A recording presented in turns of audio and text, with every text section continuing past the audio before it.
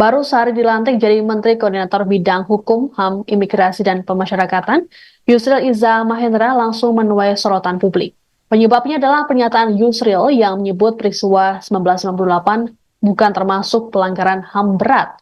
Ditemui di Istana Kepresidenan Jakarta Selasa 22 Oktober, Yusril menjelaskan alasannya menyebut tragedi 1998 tak masuk pelanggaran berat. Menurutnya, kala itu tak ada genosida dan pembantaian etnis yang terjadi saat lengsernya Presiden Soeharto itu. Meski begitu, Yusril menyatakan akan mengecek rekomendasi Komnas HAM terkait hal ini.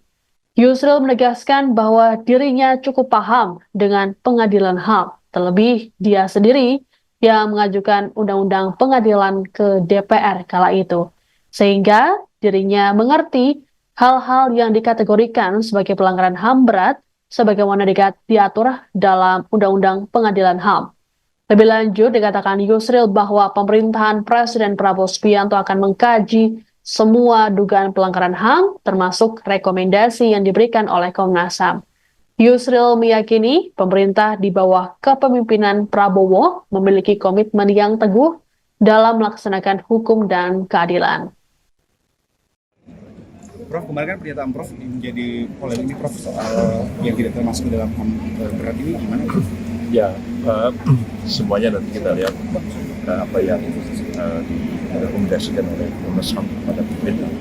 Kemarin itu tidak begitu jelas apa yang ditanyakan kepada saya apakah terkait dengan masalah genocide atau ethnic cleansing. Kalau memang dua poin itu yang ditanyakan memang tidak terjadi pada 1998. Saya cukup paham terhadap undang-undang pengadilan HAM karena memang saya sendiri yang pada itu mengajukan RUU pengadilan HAM ke DPR. Tentu saya paham hal-hal yang dikategorikan sebagai pelanggaran HAM berat yang diatur di dalam undang-undang pengadilan HAM kita sendiri. Dan pemerintah akan kaitkan semuanya, termasuk juga apa yang sudah diserahkan mungkin menjadi hukum oleh pemerintah pada waktu yang lalu dan juga komunikasi yang asal. Saya akan komunikasikan hal ini dan komunikasikan dengan Pak Natalius Pigai untuk menelaah dan mempelajari berbagai rekomendasi tentang pelanggaran HAM berat yang terjadi di masa yang lalu dan bagaimana sikap pemerintah kita ke depan itu sesuatu yang kita bahas dan kita koordinasikan bersama-sama. Kita memiliki keyakinan yang teguh bahwa pemerintah ini pemerintah yang baru dan Pak Prabowo Subianto ini punya kewajiban dalam melaksanakan hukum dan keadilan juga ke depan kehidupan bangsa dan negara. Adapun pernyataan Yusril yang kemudian menuai polemik ini disampaikannya sebelum acara pelantikan Menteri Kabinet Merah Putih Senin 21 Oktober di Istana. Yusril mengatakan bahwa tidak ada pelanggaran HAM berat yang terjadi di Indonesia dalam beberapa tahun terakhir. Menurutnya, kekerasan yang masuk pelanggaran HAM berat adalah genosida. Kekerasan jenis tersebut terjadi di masa kolonial.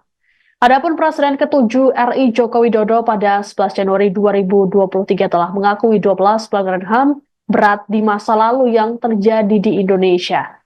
Hal ini disampaikan Jokowi seusai menerima laporan dari tim penyelesaian non-yudisial pelanggaran hak asasi manusia. Tak hanya mengakui, Jokowi juga menyesalkan terjadinya pelanggaran HAM berat di masa lalu.